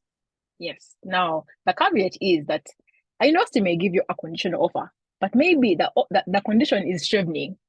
Maybe they're saying you don't have funding. For us, we're going to an offer, but we just want you to confirm how you're going to fund yourself. Now, that could be an unconditional offer in Chevening's eyes because they're saying we're going to give you the money. The university is the one that's saying we shall give you if you have money. Chevening is saying we shall give you if you have the offer. So once you have those issues that can easily be met, if you have 2 willing parties, then they're able to harmonize. But there could be offers like maybe they're saying we want another transcript, which Chevening cannot help you with, or we want there's a missing document that Chevening cannot give. But if that, like for me, for my first choice university, I had that a conditional offer, but the condition was, do you have funding? And when I went to Chevening, I said I have my offer is conditional only because they're waiting for you to confirm. And with that, they confirmed, and then my offer became unconditional. So some of these words are just based on your context. But the issue is, there must be no doubt that the university is going to give you the offer. Hope that is clear.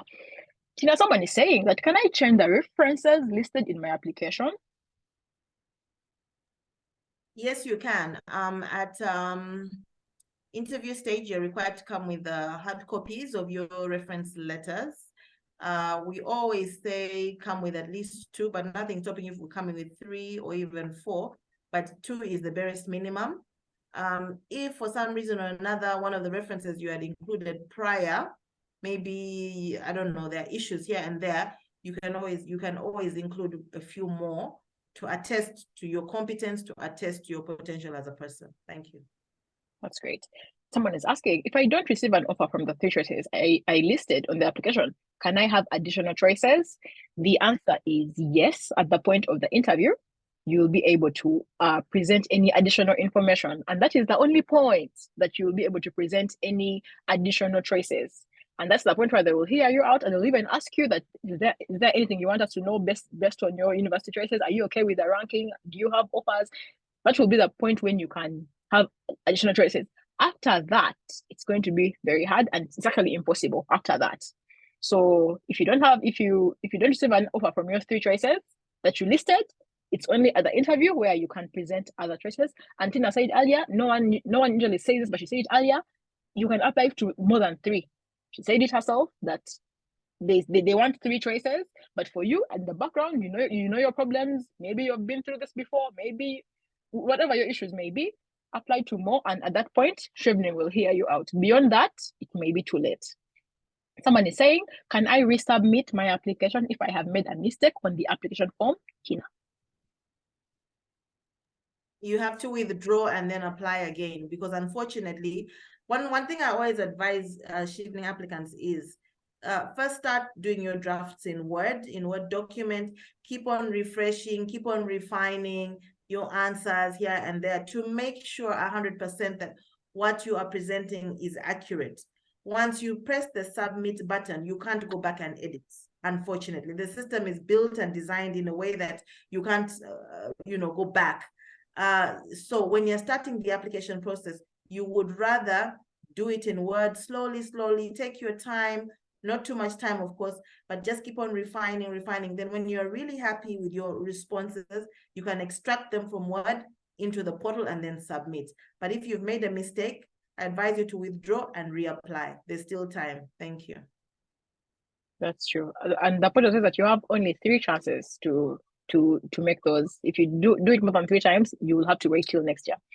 What happens if by 7th November, I haven't gotten the unconditional offer message from any of my universities? I think I said this before. It's okay. The only time that Chevening will require an unconditional offer is going to be next year after your interview stage. Even at your interview stage, they don't require you to have an unconditional offer. Though if you have it, it's good to mention it at that point, maybe to encourage or to sort of give a more compelling reason as to why they should consider you. But even at the interview stage, they don't require you to have an offer. So they just want you to list the area that you're considering going to and applying for, but they will be required next year. So it's not going to affect your application, and it's not going to be considered. So those who may have offers aren't going to be given special treatment than those who don't have offers by 7th. Tina, someone is saying, how can I tell if my application has been successfully submitted? So you normally get a notification that you have, Chevening has received your application. That is the starting point. It's normally an electronic automated message on email based off the email that you've submitted in your application form. There's a short period of silence, and that period of silence is the reading committee, when the reading committee is going through your application, assessing your application and seeing whether really, yes, you are deserving of this scholarship. Around January, you get a communication that either you've been successfully longlisted or not. I explained what longlisting is earlier. So it'll tell you you've been successfully longlisted and wait for further communication from the Chevening Secretariat. If by the grace of God you've been shortlisted, you will receive another communication, again from the Chevening Secretariat via email, inviting you for an interview that you choose according to the available dates and times that the British High Commission, Kampala, is willing to see you. After choosing, you come for the interview, and then around June of next year, you'll receive another communication, again via email from the Chevening Secretariat, communicating the status of your interview, whether you've been successful or not. If you've been successful, you'll be assigned a program officer based in the UK who will be following up with you on any necessary documentations to 100% secure your scholarship just before you travel to the UK in September for your year as a Chevening scholar. Thank you so much. That's very clear. Someone is asking, my desired course of interest is in a university that is not considered a partner university by Chevening, and I still choose the course among my 3 course choices. I think this one is for you, Tina. Yes, you can. 100% you can. Not a problem. So Chevening does a number of things every year before the scholarship program opens.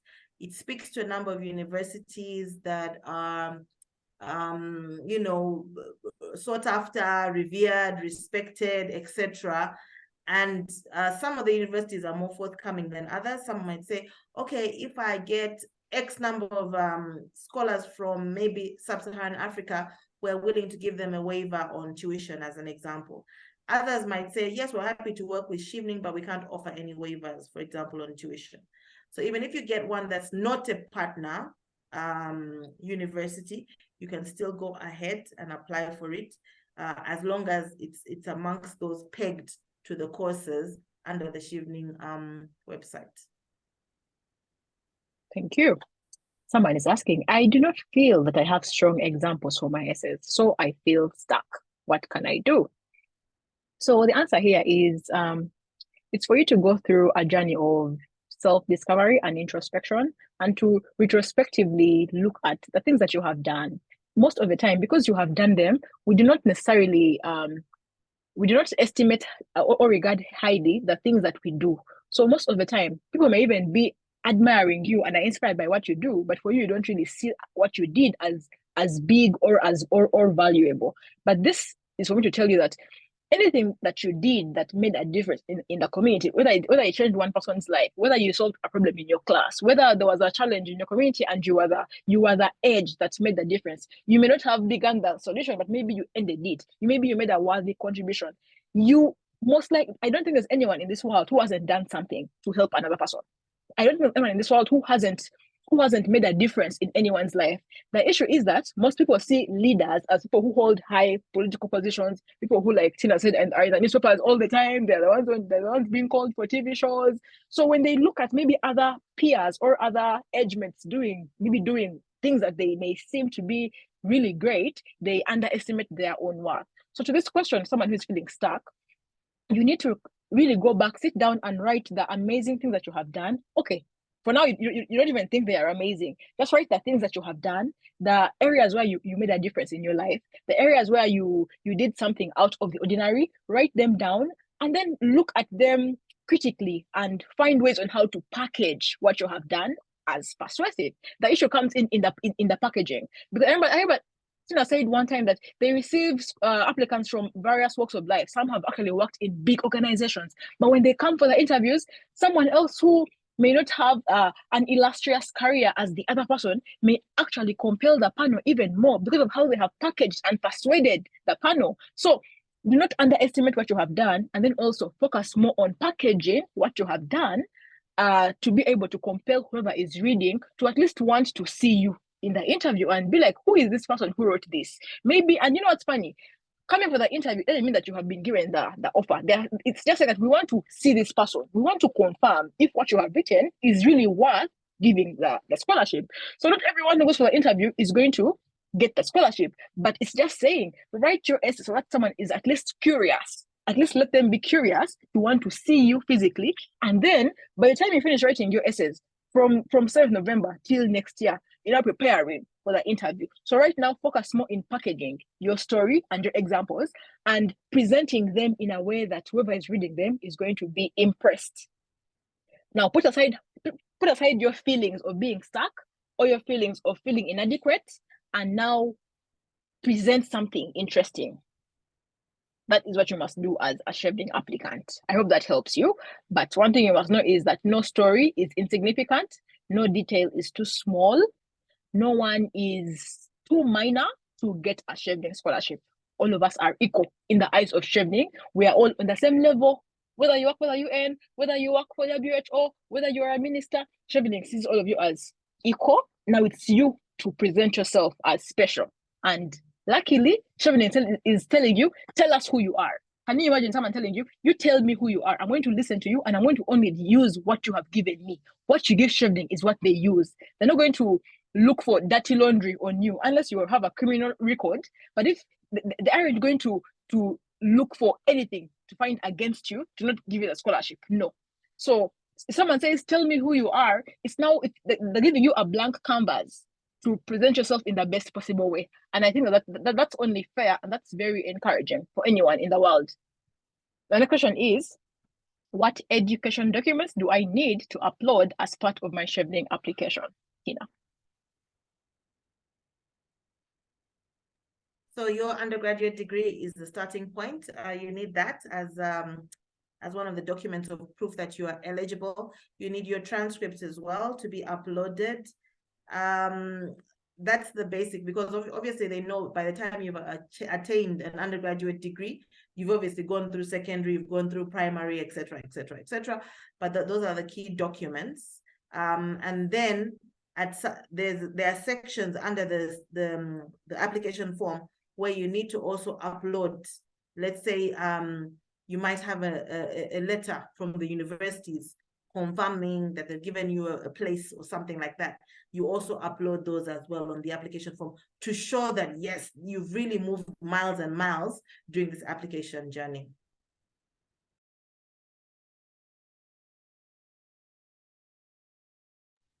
Unmuted. So we are coming to the final question of the submitted ones, and we actually are going to have a brief section of getting more questions in from the people here, but hopefully they aren't repetitive of what you already answered. But the final question is, this one is for you, Tina. Can we stay in the UK? Can we? Oh, people, good people, good people, good people, good people, good people, good people. Chevening is looking for people who are going to make a difference in their home countries. Emphasis on home country. Because Chevening is not trying to attain brain drain, it's not trying to stifle the economy of the country by taking the brightest minds out of the country, and those minds are benefiting other countries. You are required as a Chevening scholar, alumni, to return to your home country after completing your studies for a minimum of 2 years. It is part of the contract, the contract of Chevening, where you must come back, give back, contribute positively to your country before you can embark on any other things. It is a very big requirement. So the direct answer is no. You cannot stay in the UK upon completion of your Chevening scholarship. You must return to your country, home country, at least minimum 2 years before doing other things. Thank you. Yeah, I know some of you who are thinking of staying longer, that will not be the case. So now we are going to open this to the floor, to the attendees here. If you have any question, you can raise your hand, especially one that hasn't been answered. You can raise your hand and we'll get to you. So I'll start with Barnabas. Your hand has been up the whole time. I don't know if you're still on. Barnabas, 1 minute, you're not speaking. Okay, let's go to Tembo.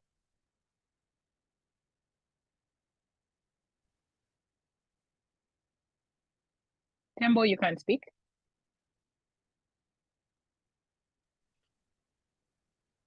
Can you hear me? Yes.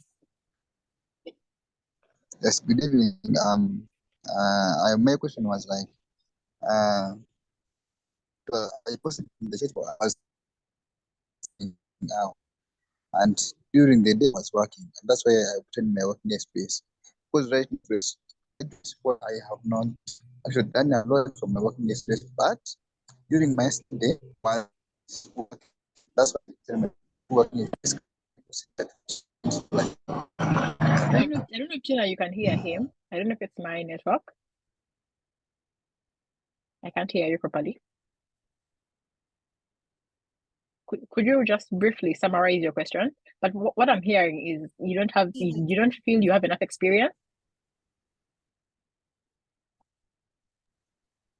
I was saying, I have obtained my degree Yes. at the evening hours, and during the day hours I was working. Now I am just a fresh graduate. Now, can I apply using that experience that I got during the year of study? Yes. Yes, absolutely. Absolutely, you can. Like we said, It's Chevening. Yes. Yes, it's very clear. Clear. Yeah, you can use that experience. Chevening doesn't segregate. All work experience, as long as it amounts to 2 years, they will take it. They will take it. Have you heard my response? I think you have. So let's now go to Osinia Ronald. Osinia Ronald. Yes. Yes, you can ask your question. Yes. Good evening, everyone. Good evening. Now, among the essays, the third essay that talks about the three university courses where they want you to outline and outline the relationship between each of those courses to your previous profession or academics. Should I, instead of talking about the three courses, should I only choose one topic that I like most and exhaust that one instead of putting the three there? Yes, Tina. Please give each of the three universities equal weight under the study in the UK question. And as Mariam mentioned, you can always start off by speaking about the UK. What makes the UK special? What makes the UK an education destination of choice for you? What appeals to you about the UK to apply to the UK? Then you can drill down to the universities you've applied to. What is it about those universities, their legacy? Generally, why of all the universities in the UK, of all the universities in the world, why that university? Why those universities? Drill down to the courses. Why are those courses really excellent at those universities? What skills do you hope to learn, as Mariam mentioned? What modules are you looking forward to learning? Which professors are you looking forward to interacting with? You can speak a little bit about like what you're hoping to learn from these professors based off their experience and their history. Then you speak about the next university, then the next university. So it's very important that you give them equal weights. Thank you. You're welcome. And you have 500 words, please. You have only 500 words to work with. Yes. I remember that. All right. Pius, you can ask your question. Yeah. All right. Thank you so much, Mariam. I hope you can hear me loud and clearly. I can. Now, I'm done with my essays and just inquiring about references. I've really tried to secure a reference, an academic reference, but I think I'm failing at this point. I'm considering now using my work references. Would that disadvantage me in any way? Because I've really failed. I think I've failed to get an academic reference. It's been quite a while since I left university. So it's becoming a challenge for me. Thank you. Yes, Tina. It's recommended that we have one academic and one professional, but if it's really, really, really, really, really a challenge on your end, you can submit the two professional references that you have. If there's a challenge, say at maybe when you've been invited for interview, we may ask you to, go the extra mile. But for now, I wouldn't stress about it so much. If you're able to get 2 professional references, please upload those on the portal. Thank you. Thank you. Let's have Andrew Wasike. And Andrew Wasike, you can ask your question. Can you hear me now? Yes. Yes, I was asking a question. The third essay, it explains that please do not duplicate any information that you have entered in work experience and education section. However, in the previous sentence, in the same essay, the question, it tells you to relate those chosen 3 courses to your previous academic or professional experience. So how do I not duplicate and yet not talk about my professional experience? I don't know if you're getting my question. Yeah, I think Tina has gotten it. Okay. Andrew, I'm assuming you're talking about the study in the UK question. Is that correct? Yes, the third essay. So I think myself and Mariam have been quite clear with what your focus should be under the study in the UK question. There you are being tested by the Chevening Secretariat on the level of appreciation and research you have done about your universities that you've applied to. It wants to see that you have that immense love, that immense appreciation for where you're likely to study, where you're likely to learn the specific courses you're planning to learn at those universities. Please don't deviate from that, because that is the crux of that question, to see that you've done thorough research, you have a clear understanding of the legacy of those universities and the courses you're going to study, the knowledge gaps that you hope to, close if you're accepted to any one of those universities and to the Chevening Scholarship, and how you intend to bring back those skills you're going to gain for the betterment of communities, the community in Uganda. So please focus and stick on that, Andrew. Okay, thank you. Welcome.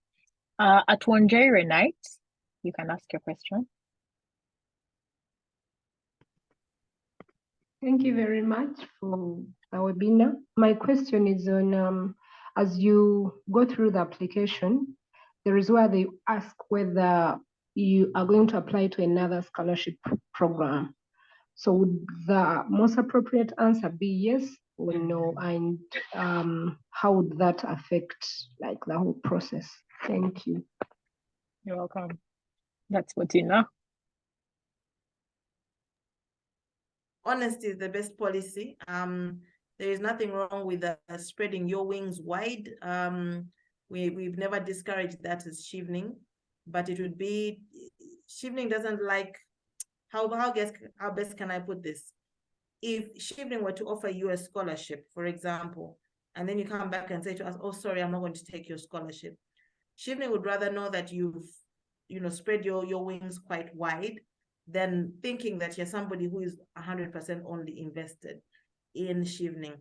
So it's very discouraging if you are dishonest to the scholarship program.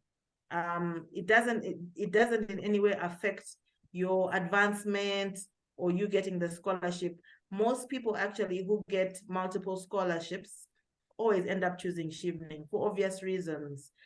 So there's no problem in applying for various scholarships, but please be honest in your response on the application form. Yes, Inenu Robina. Robina, you can ask your question.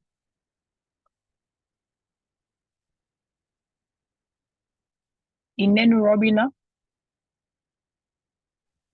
Hello. Yes, we can hear you.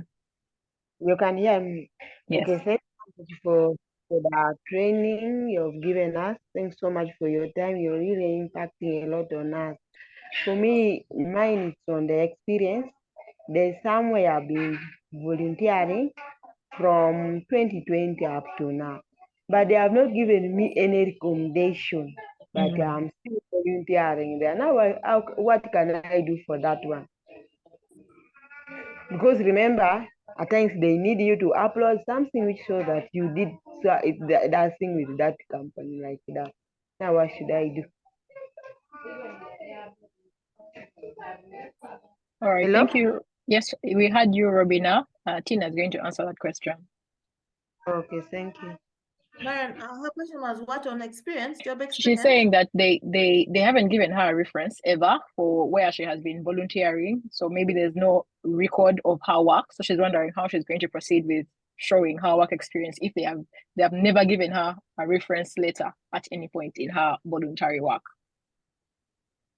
It would be a bit tricky, especially if she advances on to the Chevening Scholarship, because at some point, the Chevening Scholarship will then do background checks, if you like, on all the scholars that have been selected.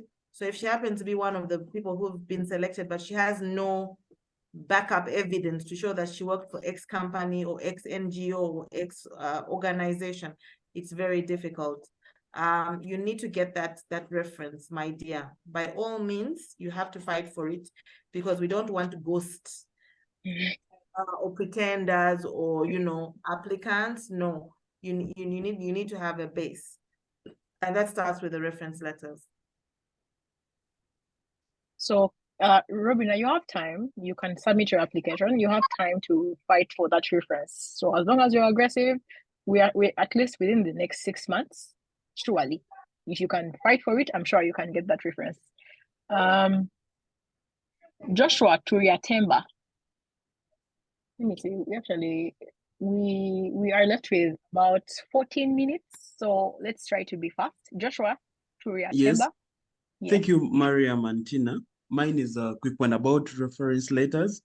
Yes. So I need to get one reference letter address directing to the application, and then also I need to get other reference letters for the universities. Some universities also require reference letters. By post. By post. Can you hear me? Yes, I can. Yeah, I was saying the reference letters, I need to get one for Chevening, and then also I need to get others for different universities, because also different universities want different reference letters, right? Yes. So okay, Chevening wants two reference letters that they will be needed later. Right now, they want you to submit the names of your referees, but later you will have to present the hard copies.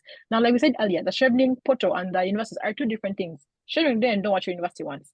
Give Chevening what it wants, and also give your university what it wants. So you must be able to talk to your referees. They could even be the same referees, but speak to them, and most of them do understand that most universities want reference letters. So they should submit a reference letter that is to Chevening, and then also one to the university. So they are two separate things. So you should deal with them separately. So while Chevening has partner universities, it's just in name, partner, but they're not going to intervene or get your referees from your university, and neither will your university come to Chevening for the referees. So look at each application as separate, because there are going to be separate panels who are going to review them. Is that okay? Thank you. Maybe one more last one. Okay. Are there some universities in the UK that don't accept application fee when you're applying? Yeah, there are those. You have to go to their different websites, because each university has a website, and each university, everything that they require from you is in the website. Normally, that part for application waiver is something small. They aren't advertising that they're giving waivers, so you must really look for it. And even at times, you can even email the university and ask them if they offer waivers. So take the initiative and do the research, but also ask them. All right, thank you. You're welcome. Opie or Jimmy? Opie or Jimmy, you can ask your question. We have about 6 minutes to go. Opie or Jimmy? Opie or Jimmy is not. Opie or Jimmy, you are muted. That is if you are actually speaking. You're going to have 10 seconds to unmute. Or I am going to go to TechnoSpark 4. You can ask your question.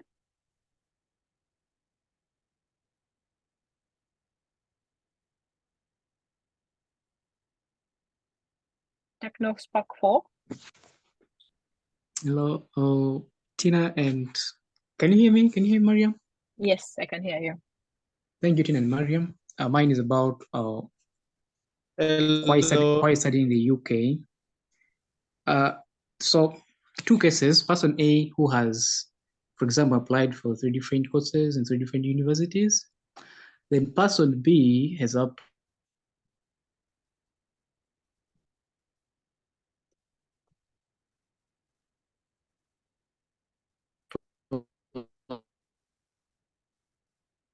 can exploit, talk about all the 3 courses in their essay. Then person B, because they chose the same course to the 3 universities, it means they have to talk about one course because it cuts all across the 3 universities. Now the question is, does that have in any way, can it favor person A who chose the different courses because now they have enlarged their scope of talking about the different courses in the 3 different universities under that AC?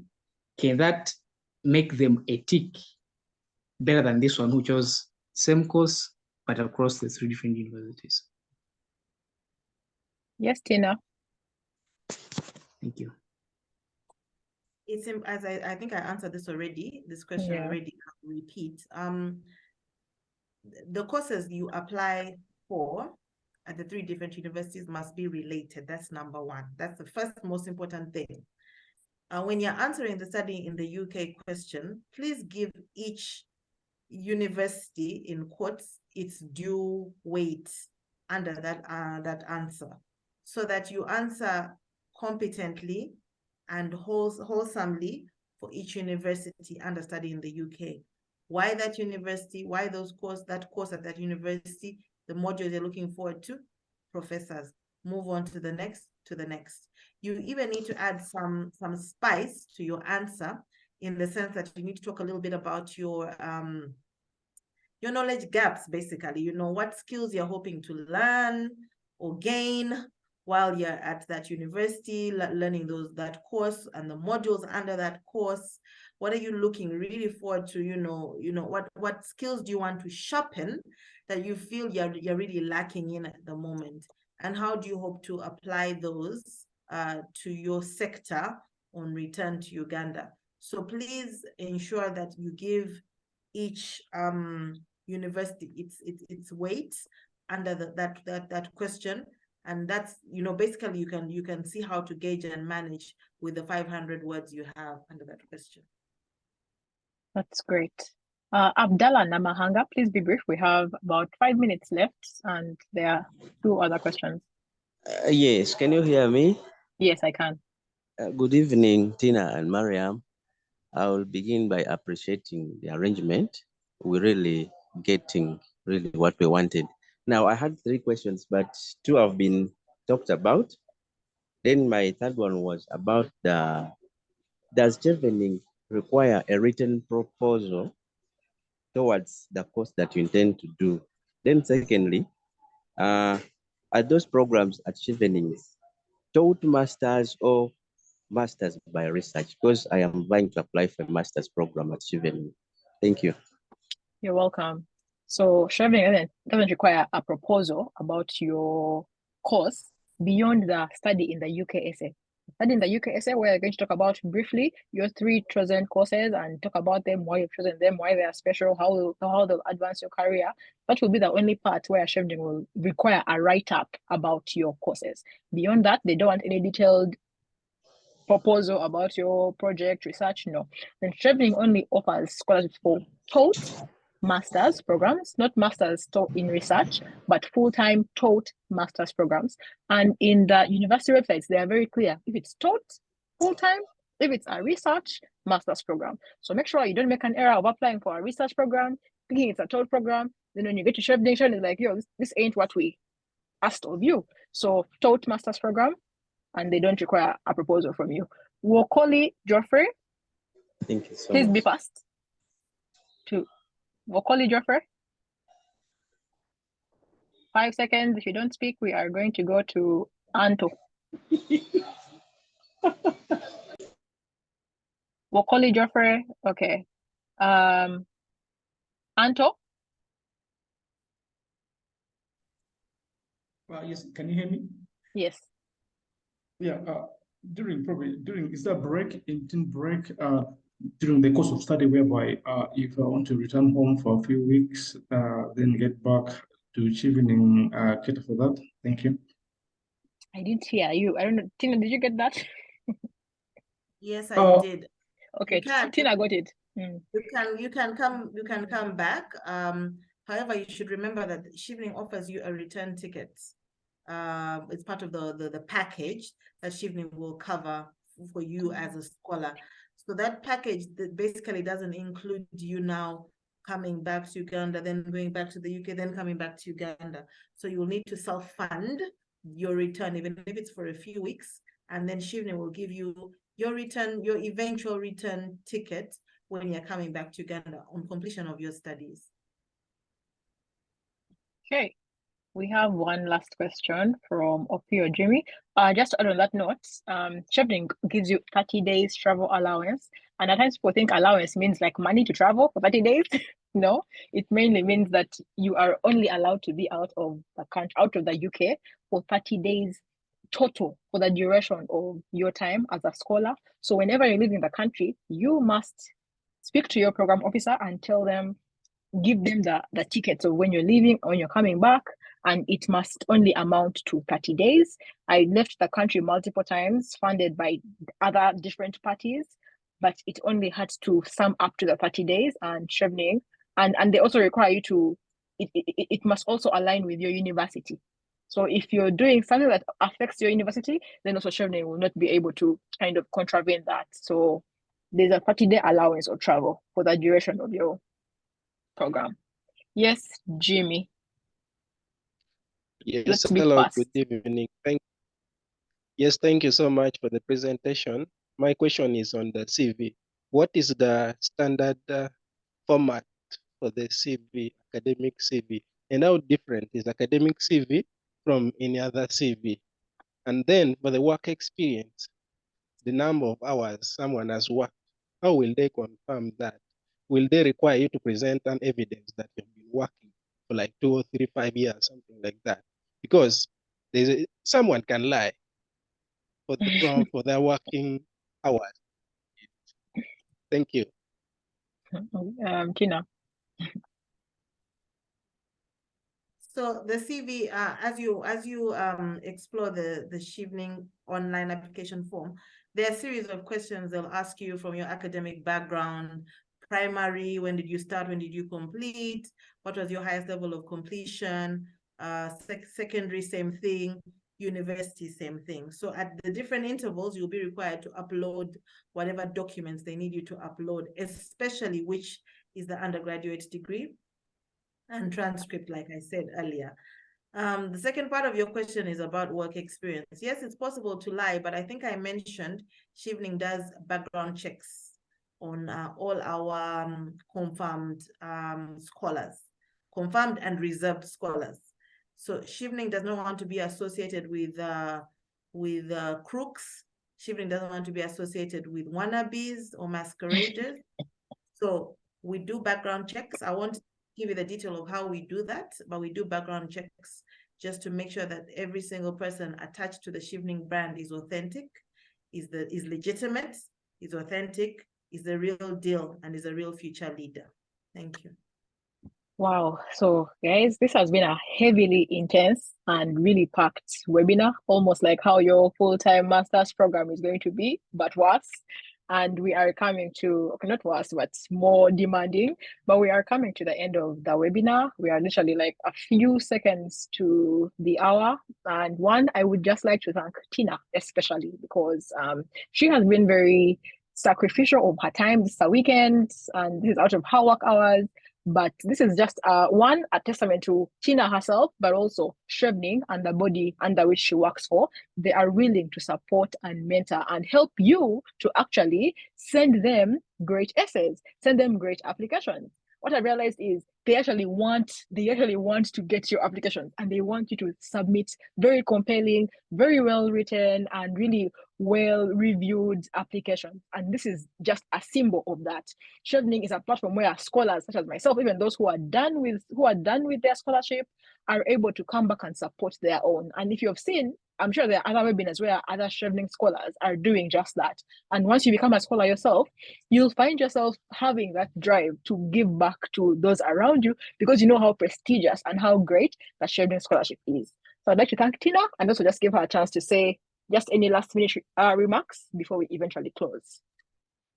Thank you so much, Mariam. I have to extend the same thanks and appreciation to you. You've been incredible during this application window, just like you were last year this time when you're about to fly out to the UK. So thank you so much for this. Thank you for all the support, the intervention, mentoring, basically supporting all these applicants during their journey. To the applicants, thank you for joining this call. Thank you. I hope you found it useful and helpful. A couple of things. This is very, very competitive, ladies and gentlemen. The Chevening Scholarship is not a joke. It is not for the light-hearted. It's not for the haphazard people who think in one night they're going to come up with an award-winning application. You need to apply yourself. You need to put your best foot forward. You need to answer the questions diligently, competently, with introspection, like Mariam said. Ensure that what you're putting forward is viable, is realistic, makes sense, is a contribution that you can make in some shape or form to society, to Uganda. So please ensure when you're going through the application process, give it the due respect it deserves. Because by the time you get the Chevening Scholarship, you won't be ordinary, you're extraordinary. So it's very important that during the entire process, you feel it, because these are this is a government that's going to be investing in you thousands and thousands of pounds. So to get something that worthy, you need to put in the effort. Do your best. Apply. Don't wait for the last minute. Ensure that you're authentic and sell yourself in the best, most authentic way that you possibly can. And I wish you all the very best. I'm hoping some of you on this call will be at interview next year. Thank you. Wow, thank you so much, guys. It's about time, and we would like to end this webinar here. The recording will be shared at a later date. So maybe in the platforms where you got the link to join, you'll most likely also receive the link for the recording. But I'd like to say bye to you all and success in everything that you're doing, and especially in your Chevening application. Bye. Bye. Thank you. Thank you. Thank you.